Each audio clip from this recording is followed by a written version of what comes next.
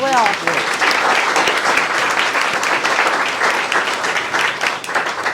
So thank you, Charlottesville Albemarle Dems, for arranging this opportunity to meet the candidates.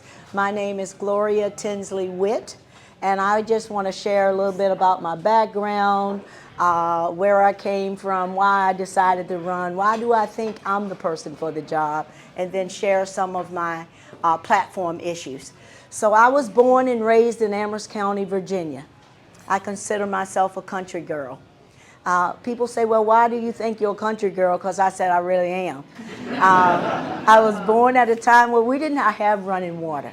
We survived off the land. We did it all, whether it was processing meats, raising gardens, churning butter, you name it. I can do those things, so I'm pretty flexible. I can make it in the survival mode or the modern mode. So I am a country girl. I value faith, family, social justice, and community building. So why do I think I'm the person for the job? What makes me unique? I've spent 32 years in corporate America in the energy sector. I'm a small business owner.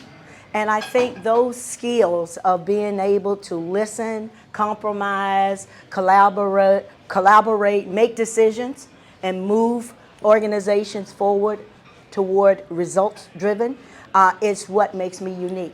Congress needs someone at this moment who can build bridges and knock down walls. And you can't do that if you're polarized on lefts and rights. You need voices in the room who will take a no to find out what the common ground is and work that no till you get to a yes, rather than these attacks and throwing volleys across the bow. I also think I'm qualified because of that 32-year work experience in a multicultural environment that really honed my ability to drive results. And working on numerous boards, most of you got my flyer. I have been engaged for years in I'm a community servant. I am currently on the Centra board. I spent 17 years in every role on the Boys and Girls Club of Greater Lynchburg. I value youth development. I'm the president of the NAACP of Amherst County. I will be stepping down when I win on June 19th. But I understand this culture war that we are in. Amherst County is 32,000 little citizens, and we have dealt with book banning and African American full history and second sanctuary cities. We've been on the front lines. Google it. So I understand what's driving these culture wars, and I think most of it is coming from fear. Our America is dealing with what I call the browning of America. And there's a power struggle going on. Them versus us. And it's right in that sweet spot where we've got to start talking about these issues and letting people know it's enough for all of us. You don't have to marginalize a group of people to have power. Together, in fact, diversity is what makes us so wonderful in America. And we're using it now as a weapon.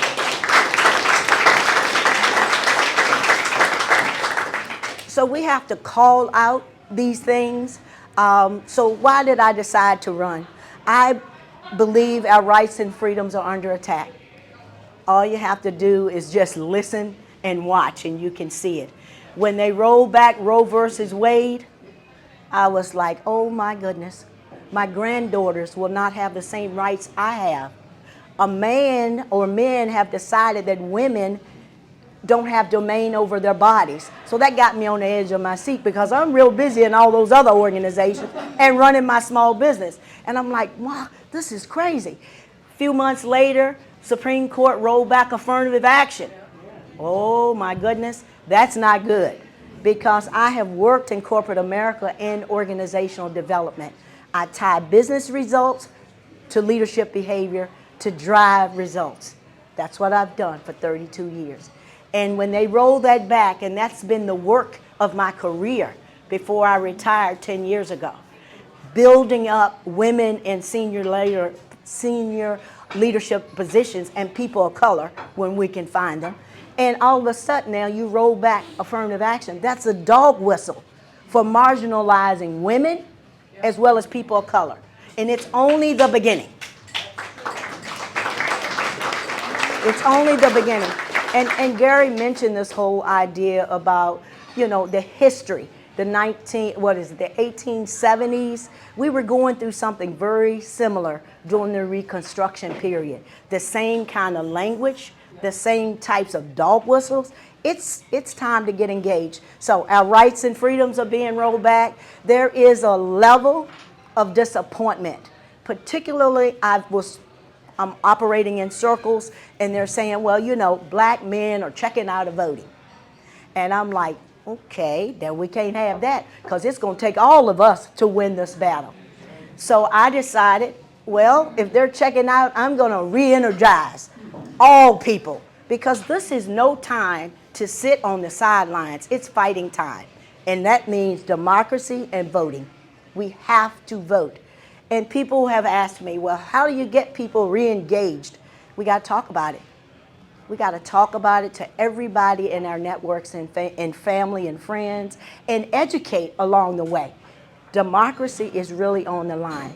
And the third thing, the third reason I wanted to run is to pass legislation for we the people.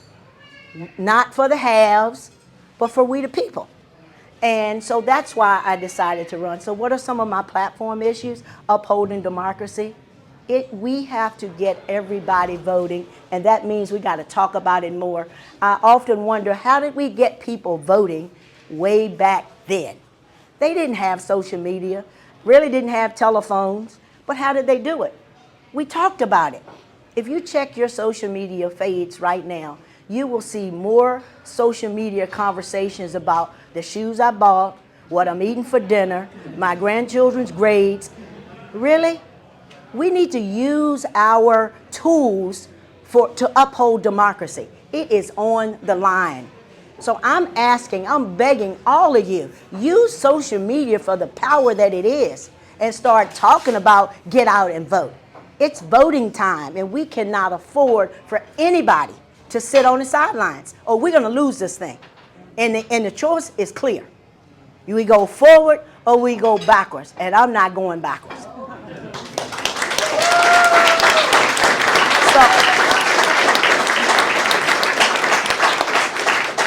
So the other platform, so you've got the democracy part, you've got the economic growth part, and to me, growing District 5 is tied to this idea of building out more structurally and funding to tie business talent needs, skilled workforce, to public education. We should not be graduating high school students without a career technical skill for the 60% of graduates who decide not to go to a four-year school or to the armed forces. And that's what we're doing. It's like, where is the crazy in this? Businesses tell us, because I'm a part of the Lynchburg Business Alliance for the last 7 years, we know that they've got thousands of job openings and nobody to fill them. You got high school students coming out of school and don't even know which end of a shovel to pick up. I mean, it's like, what are we doing?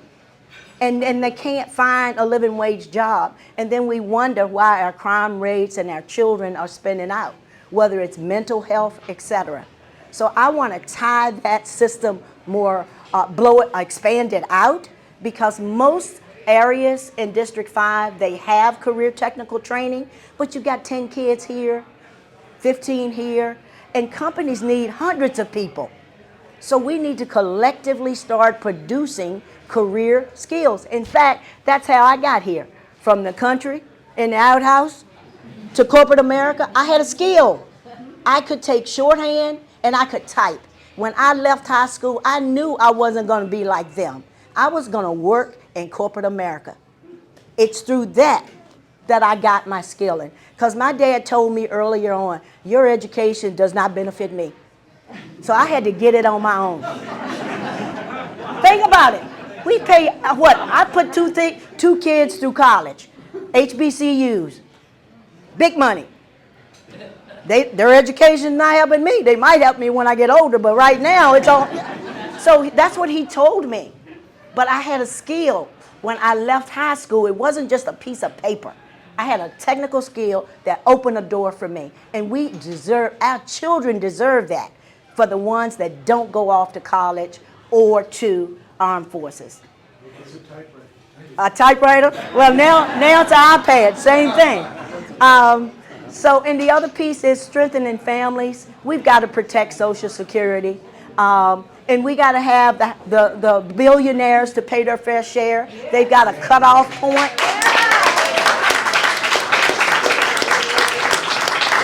We don't have a cutoff point, so they shouldn't have a cutoff point. And we wouldn't have to increase the age for retirement or Social Security. We need to change that. Medical prescriptions, keep doing what the Biden administration is doing. I personally have benefited. My grandson is a diabetic. He started out with his EpiPens at $300, and now they are free with insurance. My grandson is asthmatic. He gets an inhaler, used to be $80. Come January, it's $35 max. And yeah, these are kitchen table items that we need to keep focused on and deal with. The other areas that I am concerned about is the southern border. It's another political pond. It can be solved if we really wanted to. It just was highlighted. A Republican leader mapped out the the Border Act, and it was tabled. And they got everything they wanted, plus some, and they tabled it. It's about resources, putting enough judges, law clerks, lawyers, etc. If we can get 1.2 million people through TSA on a holiday weekend, I think we can handle the border. It's all about technology and people. What's the problem? We don't want to fix it because it's a political pond. And in regards to the Israel-Gaza situation, I do believe that Israel had a right to respond to the October 7th activity, but they are in overreach at this moment. It's genocide. Let's just call a thing a thing. What do you do about it? It's very complicated. And we got to trust the experts that you can't go in publicly with your cards flying and making demands publicly the way some of us want it to be. Negotiation is not a loud thing. It's a little subtlety going on. By the way, I used to be a certified purchasing manager in one of my careers, of my 32-year careers. And so you got to go about it delicately. And that's what's happening now. And I just wish that the college campuses would support the First Amendment right. We've got a right to protest. I'm on the lines. We need to protest. But the point is, are they fully aware of all the issues? So where is the point where you hold some space to have civil discourse? Hold some space to have civil discourse and educate, because things are happening, but it's a complex, complicated situation. And you cannot go out making demands and ruin egos, because let's face it, people in the room got a whole lot of egos, and we got to save egos. That's that piece about listening that we need in these spaces. And finally, addressing gun violence. We don't need assault weapons. I want to ban them, period.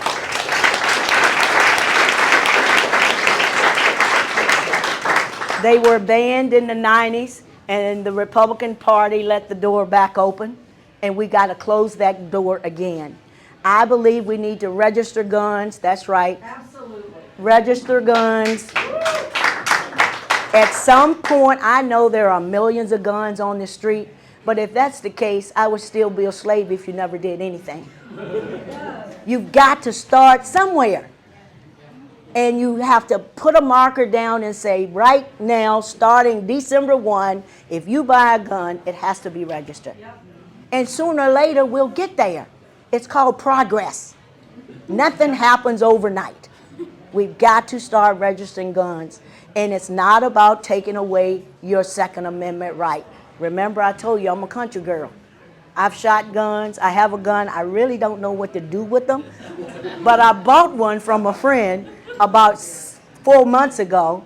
And it's really funny because I do live in the country and bears are out and about. So I'm like, I'm going to get a gun and I can at least shoot it. Make a noise. Not good. And then I realized something through my interactions. I think we don't want to work with gun laws. Thank you. We don't want to deal with gun legislation because it's kind of like black market trading going on. Because I bought the gun from a cousin for $40. Nobody knows I got it, etc. So just think about the people who collect guns. It's like money on your wall. You got to make a couple $100. Just go out and sell a gun. We got to stop that. We owe it to our children. We owe it to America to put some controls, whether it's waiting times, red flag laws, etc. So I'll wrap it up and say, I think my voice is what's needed in Congress right now. I think I've got the experience, the boldness as a communicator, as an influential leader to hold space and to fight for the needs of District 5 by calling a thing and not shying away and leaning into and learning what it takes to make forward progress. So please vote for Gloria Tinsley Witt for Congress. Thank you.